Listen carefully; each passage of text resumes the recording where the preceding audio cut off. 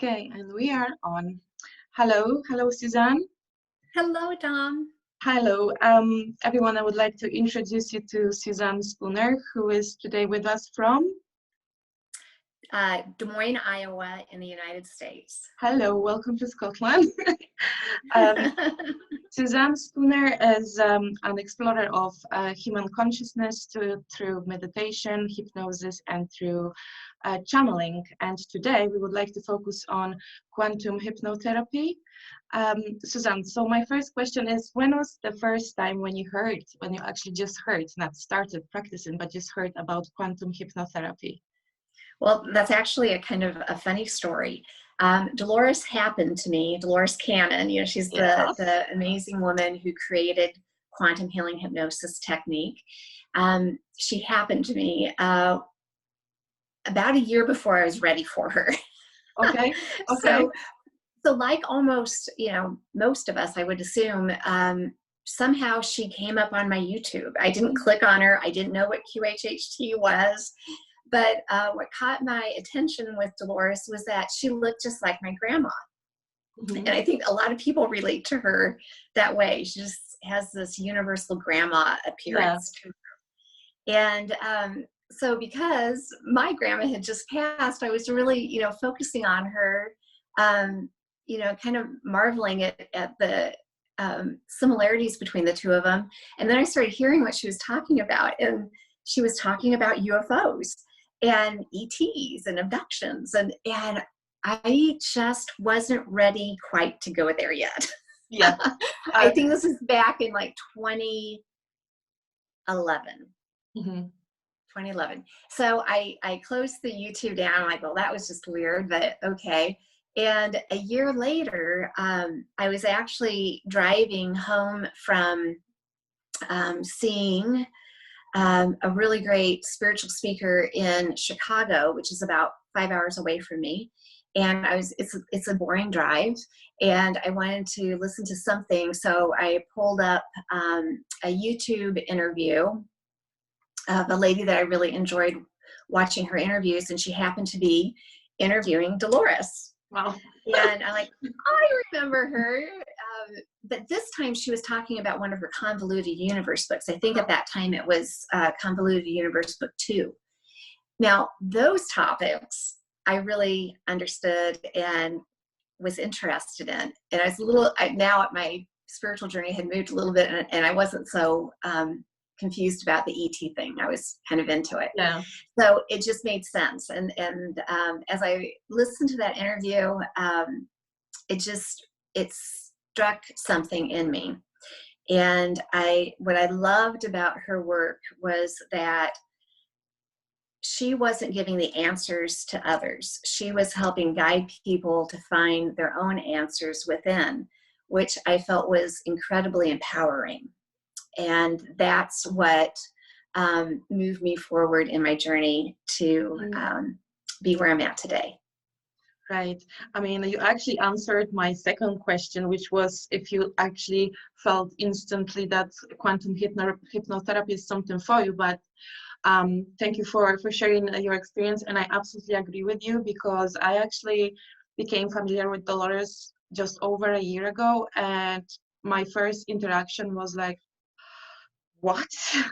My brain was, squeezing and shaping in the form of a pretzel, as she actually says. You always take just a little amount of the knowledge, don't take everything at once. And she was so right. And I'm so glad to hear your experience, because I think so many people can relate. People who either met her or just knew her through the videos, they actually always speak in the same way, that she had this, warm aura around her. And as you said, she wasn't given the knowledge, rather a guidance, which I believe she's still doing to many. So yes. Here's to Her Majesty Dolores. Yes. Right.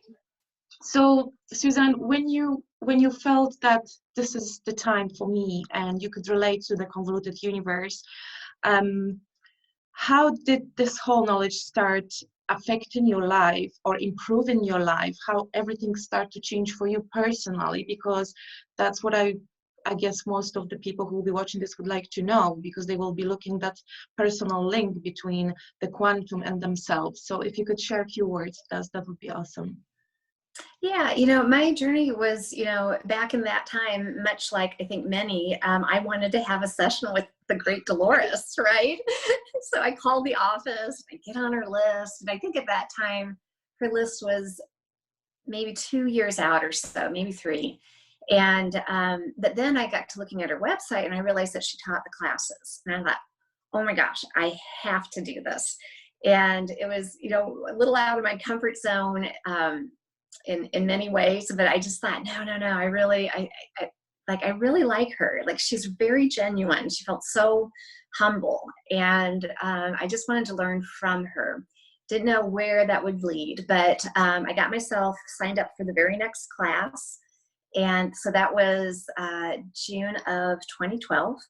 Mhm. I went down. I am in classes like that. I want to be in the front row. I'm that geek, right?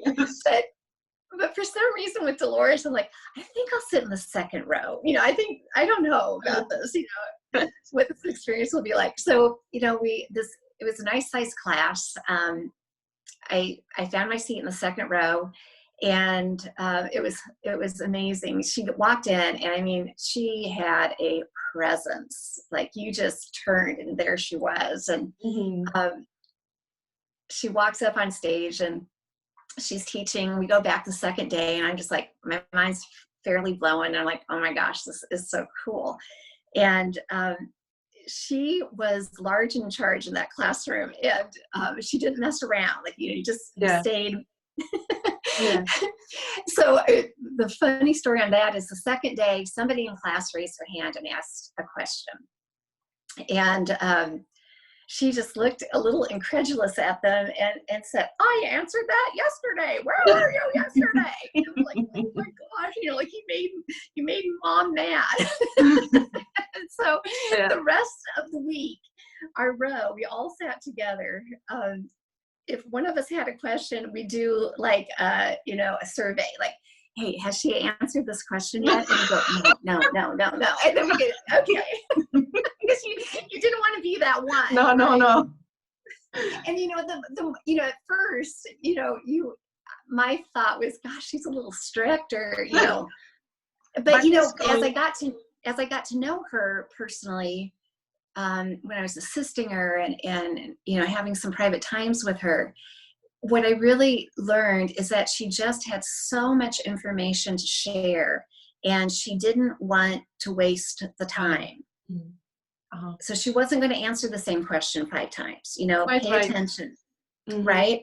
So I really respected that of her. And she was just a fabulous teacher. Yeah. And again, you went into my next question. So I think maybe we are guided here a little bit. But while we are at the topic of meeting Dolores Cannon, you said you've been assisting her. So I assume that you passed all the level 1, 2, and 3, yeah? And you've been assisting her with the hypnotherapy? Yeah, that was a lot of fun. That was, I was very lucky, guided, I guess. After I took level 1, I came home and started practicing, and oh my gosh, my mind was just blowing, and went in and took level 2 as fast as I could, wanted to learn more. And my sessions were going really well. They were being noticed on a level that got to Dolores. And at that time, she didn't have level 3. That wasn't a thing yet, but she needed help with her wait list. Her wait list was growing by the years, and she really wanted to focus on the people that were most seriously ill. And so a small group of us were picked to be evaluated to take on some of her load, which was a great honor. And in that experience, we had to send in a session that we had actually done, and she and her daughter Julia would evaluate it, which was both an honor and incredibly scary to have Dolores's direct input into our sessions. Now, all of us thought, there's 6 of us in that group, all of us thought we were pretty hot stuff, you know. Our sessions were going pretty good, and here we are in the small group. But it was amazing. It was eye-opening, because what we found, we came into class and she looked at us all and she just did this. And we're like, what? And what we didn't realize is we all had gotten really off track in how she had taught us. And it was a great learning experience. And so we all got some pretty critical evaluation about what our technique was like and where we'd gone off the rails. And, you know, and her suggestions sometimes were so minute, you know, change your voice this way, don't ask it that way. And, you know, you could kind of think, gosh, just being really picky. But when I took her suggestions and I actually went home and got over my hurt feelings, my ego, ego. I started applying what she and Julia were telling me to change. Oh my gosh, my sessions got so much better, amazingly better. The quality of my sessions were astoundingly more consistent and just like Dolores's.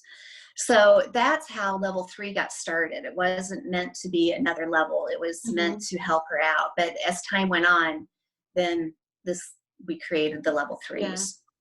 See, I mean, that actually creates, I mean, let's forget about the list, because that actually creates 2 questions. When I will be posting our video, I will obviously put an explanation a little bit more about what Dolores Cannon was doing and what she achieved, what she left as a legacy, which is enormous amount of knowledge. But obviously the quantum healing therapy was to either heal people on a physical level, but also there were the past life regressions, and sometimes the illnesses, either physical or mental, could be related to the past lives. Could you tell us a little bit more about that? How wide actually the quantum hypnotherapy can go to, in order to help us on different levels of our human life here on Earth? Oh, yes. She was a master teacher on this. You know, when Dolores started, she wasn't speaking with the subconscious, the high self. I mean, that wasn't known yet. She started helping her husband, who was doing habits with hypnosis. Yeah, losing weight, that led smoking. Yes, exactly. And then that led to a lady they were helping to lose weight to spontaneously have a past life. And, you know, gosh, they just went for it. And Johnny, her husband, just kept asking questions. Like, past life really wasn't something that was known about in the Western culture at that time. So he deserves a lot of credit for that. So she started down the road after that, many years, really focusing on past life regression and learning different techniques. She did not have her own at that time. She started then to find that she thought she could create her own technique. In that, the access to what we call the subconscious, the high self, started to come through. And through that, these great depths of profound answers started to come through. You know, it wasn't just past life anymore. She was an amazing, inquisitive person, and she would ask a lot of questions. She would do a lot of research off of the answers she was given. So this just started this amazing domino effect. And as far as the healing goes, what we found out through her work is that I don't want to say all our body is for. One of the great important reasons this body is here is to give us messages. In a physical body, it will give us messages in the forms sometimes of injury or illness, discomfort, pain, accidents, which there are none. And so what she found in her work is that the body speaks a very literal language. And when we can understand the language of the body, we can understand what the message is. If we understand the message and change what we're doing, then there isn't any reason for the body to hang on to the symptoms. Therefore, they drop off. they go The away healing appears, yeah. because the symptom is there to open our eyes up. Yeah. Yeah, what I've read in Julie's book recently, Julie Cannon book, is that subconscious is trying to contact with us through different ways, but if you are so stubborn and we do not listen, the only way for us humans is to give us the pain, which obviously will appear in the form of different illnesses or pains, which is absolutely amazing knowledge as well, what Julie included in this book. I'm halfway through. But just to summarize now, so if someone, I guess from my point of view, for someone who would like to either become a practitioner or have the quantum hypnotherapy done, first of all, you need to feel ready, right? Yeah, I mean, yeah, you can, going off your gut feeling of, you know, this is something I want to explore and learn more about is the very best way to go, because that gut feeling is that connection to your high self or subconscious, right? Of course, yeah, absolutely. No, I only meant that, do you think that this type of healing is for everyone? No, I don't think it's for everyone. I think, you know, it's a way to help us expand our consciousness and our understanding of who we really are, our huge, greater selves. But, you know, just like Dolores was a teacher, there's many teachers teaching similar things. And, you know, you might be attracted to learn a different type of process. I might be attracted to learn this. And but in both journeys, we're learning what each of us needs to learn for our own highest goods, right? Now, Dolores's technique, you know, I am a huge fan of this process just because of the results I've seen in my work with it. But it's just a very complete process, I think, in that, you know, people, it's a big day, you know, it's a life-changing day. There's a potential of this being one of the best days in somebody's life when they have a session. That's how I look at it. And not only do they get to share what their life journey has been like, which very rarely do we get to share our life story with somebody who compassionately and non-judgmentally is listening. That's healing. But they come in with a list of questions that they want to have answered. And that list is usually both life and personal questions and health and physical questions. They are guided into this beautiful deep state of relaxation or hypnosis. From there, what happens is amazing. That part of you that knows everything, that loves you unconditionally, we'll call it the subconscious, has already picked the lifetime or the experience or the story, depending on where your belief system is, that it wants to show you to help you understand something very important about your current experience, this lifetime. They always tie in together. It's just the most amazing thing. And so the practitioner will guide you through that lifetime or that story to get all the most important information to help you understand more about your own journey. And then the real fun begins, because then we make that leap over to the subconscious. Not hard to do, it's so easy to do. And from that very deep space of relaxation, you can easily access this deep inner knowing. It is you, it's you opening your mouth, you saying the words. It's just that when you're so relaxed, that knowledge just seems to flow through them. And that's where all the answers to the questions, all the healing. And to me, the most beautiful and empowering part of that is it's not me giving any answers and it's not me doing any healing. It's you. And that, I think, helps people accept the information and the healing because it's coming from them. I think it's absolutely amazing what you said. And I remember as a much younger person, even as a child, I remember this information either coming through the TV or some books, that we as human beings, we only use a very small percentage of what we are actually, of our brain, and what is actually capable to do.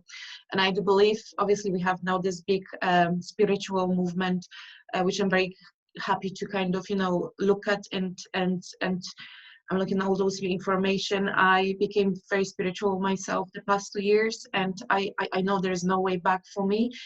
I think it's amazing that through the work that Dolores invented, and now you as her students continue, is so amazing, because you are giving people the chance to actually use a little bit more, and you guide them how to change, how they can actually change their life. So basically they're still getting the answers from themselves, but you are kind of linking them with the higher self-conscious that is having all those answers. So I think it's so totally amazing.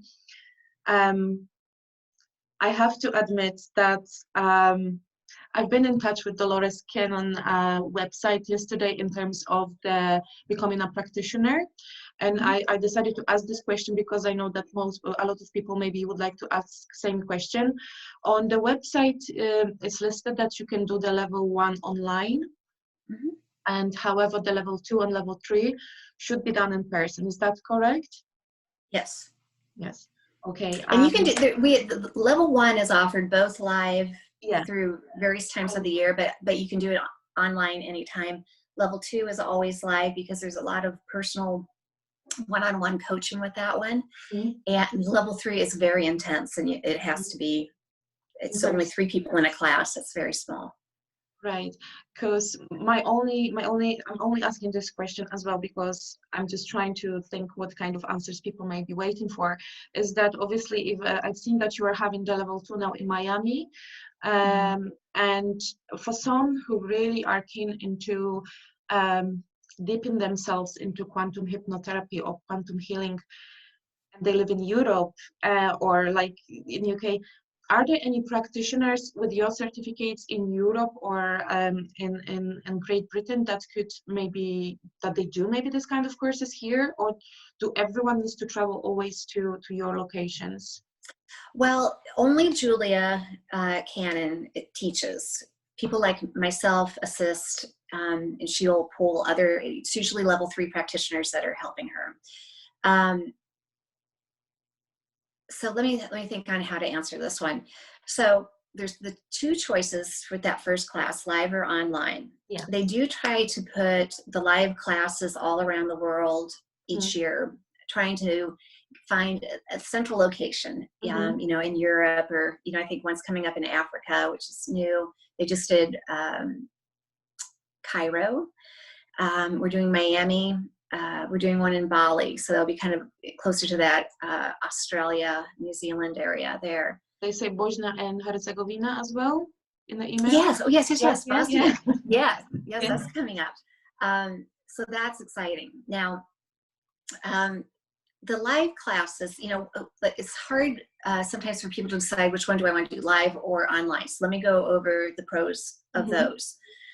Online is nice because you can do it at any time. It's on your schedule. You've got plenty of time to get through the class. Now, when that online class got created, it's just, when I look back at it now, it's amazing how everything lined up.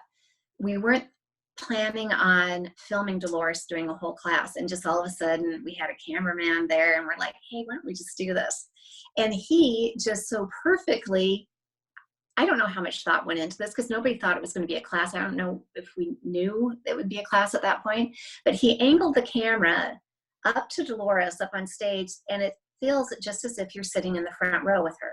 And she's just looking down, and you feel like you're right there with her, So that was perfect. So the level 1 class is in great part those days that we filmed her. It's a whole class. So you do feel like you're there in class. Now, the live class is nice for some. Sometimes people like to have that connection with other people in the class. That's a beautiful thing. Everybody, Julie and I kind of giggle because the first day of level 1 class, everybody's kind of sitting like this, to themselves. after lunch, they're kind of like this. And the first morning or second morning of class, like they're already starting to make these really good friends. And then by lunch, the second day, they're like one big family, and it's so much fun. So it's, you know, it's fun. Everybody comes from different backgrounds, but they have this like-minded connection with this work. And so people just have these amazing friendships develop in these classes. The other nice thing about the live class is we put in 2 practice days. So on those 2 practice days, the whole class breaks up in a group of 3. And you take those 3 people during those 2 days, and you keep switching your role. So you'll have time to be a practitioner. You're going to do a session. You have time to be a client. You're going to have a session. And then the third role is as an observer, which is very great because you learn a lot by watching a session happen. And then the last day, after those 2 practice days, we come back together as a group, and those that want to share what happened in their session get up. Almost everybody wants to share. And if they, you know, had some challenges or they have questions, Julia and I are there to answer those questions and help guide. So that live format is really nice in that way. The online class is obviously less expensive. You don't have the travel costs and hotel and all of that. But we do really, really recommend that if you're going to do it online, that you do seek out a practitioner near you, if possible, and have your own session, because you really need it not only for your own well-being and get your own answers and healing. You want to know what it's like to be on that end of a session.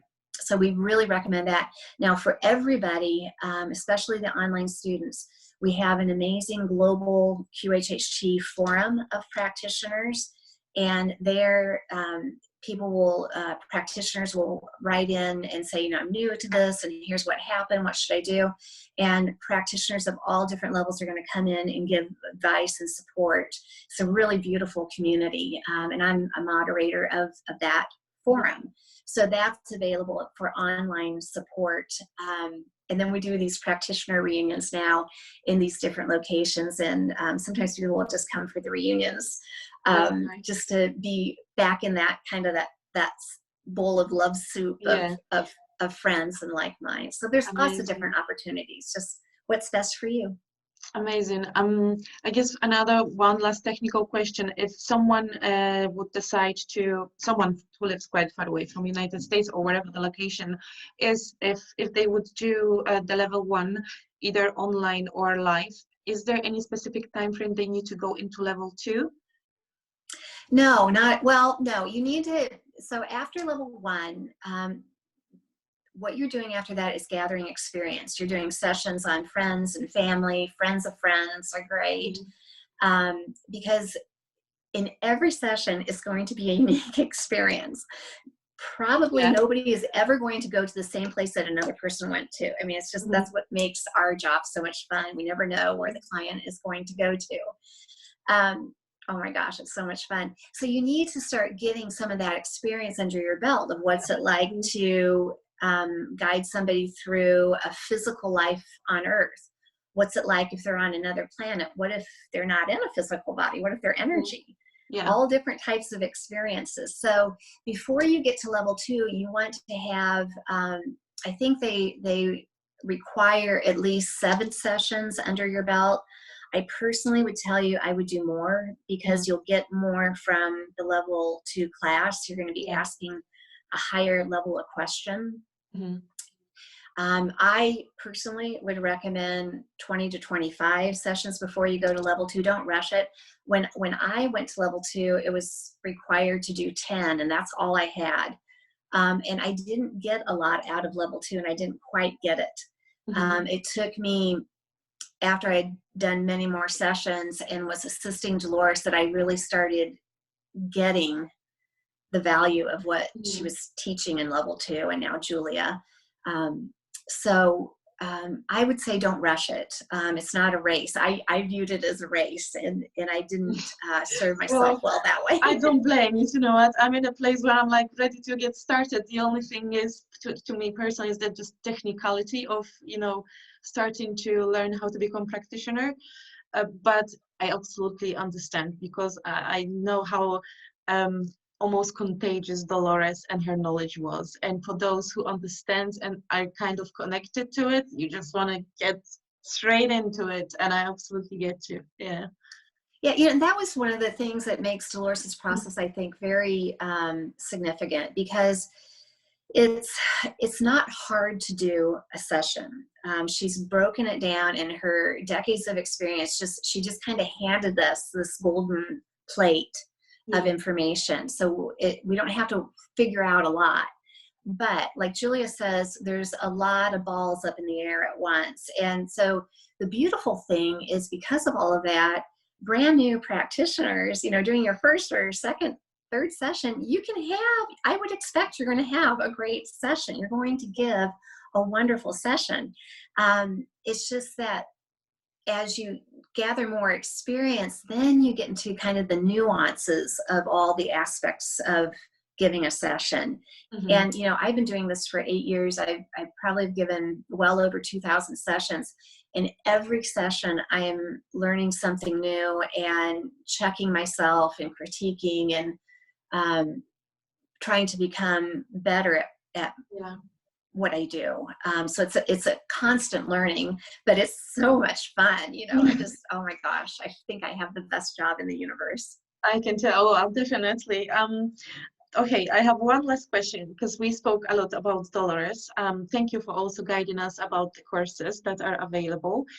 My last question will be about you. So we do know that Dolores left a big legacy, and she's been able to restore the so-called lost knowledge, which we all appreciate.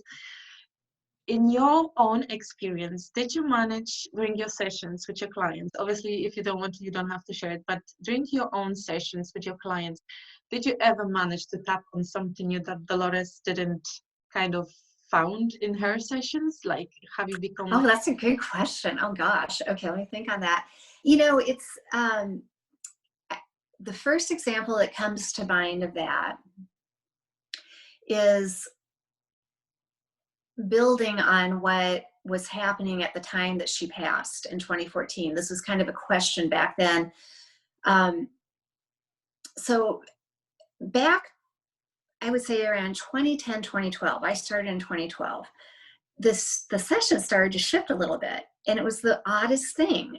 Before that, clients would almost always experience a QHHT session in this kind of amnesia state, meaning that when they came out of the session, they usually didn't remember much, or just a little bit. That was normal. And then in 2010, 2012, there was a shift that started to occur where clients were saying after the session that while they were in the session, they still felt somewhat aware. That was so strange. We couldn't figure out what was going on. They weren't behaving the way they were supposed to. And even Dolores, this is a question for her. This is the last conversation I had with Dolores. I was helping her at her last class, and I was walking her down from her room down to the conference center. And we're like, what do you think is going on? And what she said is, I think it's that, we're evolving, and this has something to do with that. But, it actually, it was easier when the clients had this amnesia experience, for both for the client and the practitioner. And we were kind of maneuvering this new place. Everything in the sessions was staying the same except for that. They were still having these great experiences in other lifetimes, answering all of their questions deeply and profoundly, healing their bodies of everything. All of that was normal. What wasn't normal is afterwards they were saying they were feeling aware. What in the heck was up with that? So I have, and any practitioner has this amazing opportunity when we're in sessions. If my clients have answered all of their questions, I can't think of any more questions for them, but they're still holding the energy well, I go into interview mode with my self. I'm like, Dolores, I want to know everything. So this has been one of my big questions, especially back then, 2015, we didn't have Dolores, so we got to figure this out. Because the bummer part was, if the client felt like they remembered, then they were kind of conditioned from Dolores, who said, you're not going to remember, that they would dismiss the information in the Yeah. sessions, although Uh-huh. we knew it was solid. Mhm. But if they remembered, then they thought they just made it up. Right. Yeah. Okay. Right. So what was this big mystery? So in these interview sessions that I get to have with the beautiful subconscious, what they have said over and over is that actually we're on this journey of awakening. And back in the day when, I'm giving you the scoop that I don't usually say in public. So this is for you, Don. Okay. Thank you. They say back in the day, this information had to start coming through. We had to start realizing that we're so much more than what we've been told, what we believed about ourselves, what authority told us we were. And hypnosis is an ancient art, and it's a beautiful, great way of tapping into this deep, deep knowledge. Mm-hmm. And people like Dolores were picked, who without a doubt had been using the art of hypnosis for lifetimes. She was a master at it as she started. Mm-hmm. And she would have the wherewithal to write books and to give lectures, and those would end up on YouTube, and you and I would actually accidentally click on them, and we'd be like, what? Mm-hmm. Yeah. Right? Yeah. So all designed perfectly, but they said, it was a great way to get this information flowing to help us wake up, because you can't make this stuff up. Where was this coming from? Mm-hmm. Right? But they said at that time, our brains weren't wired yet to be aware that we could be in more than one place at once. Mm-hmm. Therefore, we had amnesia. It was brilliant. It was So brilliant. so simple as well. So simple. And so therefore, that was the experience until about 2010. We seemed to hit a tipping point where the high selves tell me that we had to start feeling what it was like to be our high self in an awake and aware body. This is where we're headed. Mm-hmm. We're becoming this new superhuman where we can access all of this information by ourselves, awake, asleep, in any way. And so they say, because this is where we're headed, becoming able to access this information at any time, we have to know what it is to feel this, to understand it. Therefore, we don't get the free pass anymore of the amnesia experience. That was for that purpose, to get the ball rolling. Now we have to claim it. And one of the great ways we're doing that is in this deep state of relaxation or hypnosis, we're feeling aware. We're starting to kind of test out what it's like to be in this state of all-knowing. I guess it's brilliant. It's so amazing. Therefore, people are feeling aware in sessions. Now it's happening almost every session. Mm-hmm. And so now what I do and what I teach the practitioners is how to help people understand that they're going to feel aware and that it's very good. Yeah. And here's what you do to help yourself through that so you don't get into that fear side of the mind. And it's easy to do. When you understand what's going on and how to help yourself through it, then it's very exciting because you are putting on those clothes of being your own high self. I know. Amazing.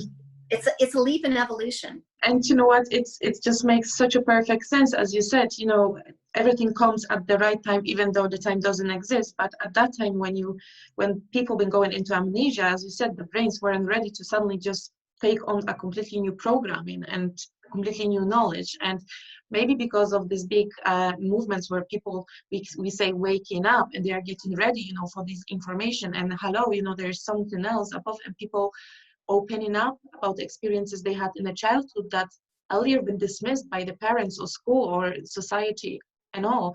Now we are I feel we are feeling more brave to kind of admit, I experienced that. And what you said, it just aligns so amazingly, with this whole idea, there was the amnesia. Now you don't need that. You need to become ready, how it actually feels to be normally just connected to your higher self, which is amazing. Thank you so much, Suzanne. I know we are coming down to the end of our recording, but I have to tell you, I could probably continue this for another hour, and I do hope that maybe we will speak once more someday. I'm gonna just send you a massive love and massive thank you. I'm gonna stop the recording. And I'm going to include all your information on our page, if that's okay with you, because Yeah, maybe some absolutely. people would like to contact you, request a session, or find out a little bit more about the quantum hypnotherapy. Well, it's been an honor to I can't believe speak with you today. Thank you so much. I feel so honored to speak to you. And actually, you know, I also feel so honored that actually Dolores came into my life also very unexpectedly. And now I can, you know, talk to people about that. It's amazing. Thank you so much, Suzanne. You're very welcome. Thank you. Thank you. I'm going to stop it now.